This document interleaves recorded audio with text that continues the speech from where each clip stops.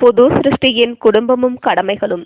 Reprint number 4942, பக்கம் 220.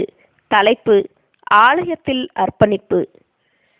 இயேசு பிறந்து 40 நாட்கள் ஆனவுடன் யோசேப்பும் மரியாளும் அவரை ஆலயத்தில் அர்ப்பணிக்கும் பொருட்டாக எருசலேமுக்கு கொண்டு வந்தார்கள். ஒவ்வொரு குடும்பத்திலும் உள்ள முதற் பிறப்பிற்கு செய்ய வேண்டிய வழக்கத்தின்படி அவருக்கும் செய்யப்பட்டது.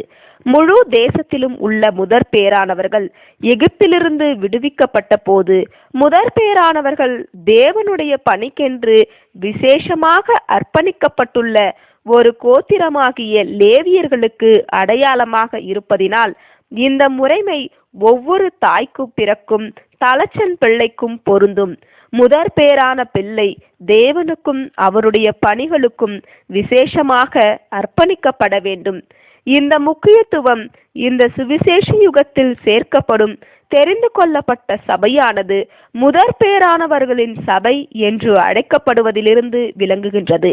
மேலும் நம்மை குறித்து தம்முடைய சிருஷ்டிகளில் நாம் முதற் பேரானவர்கள் என்று பரிசுத்தவானாகிய யாக்கோப்பு கூறுகிறார். யாக்கோப்பு 1:18.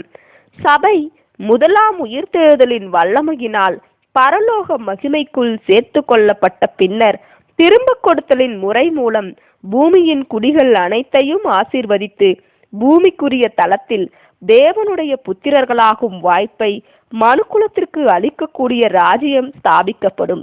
அப்போஸ்தலர் 3:19-21. விசுவாசிகளின் முன்னிலையில் சில பெற்றோர்கள் தங்கள் பிள்ளைகளை தேவனுக்கு அர்ப்பணிக்கும் வழக்கத்தை நாம் பார்த்திருக்கின்றோம். இப்படி செய்வதனால் பிள்ளைகள் மேல் நன்மைக்கு ஏதுவான செல்வாக்கே காணப்படும்.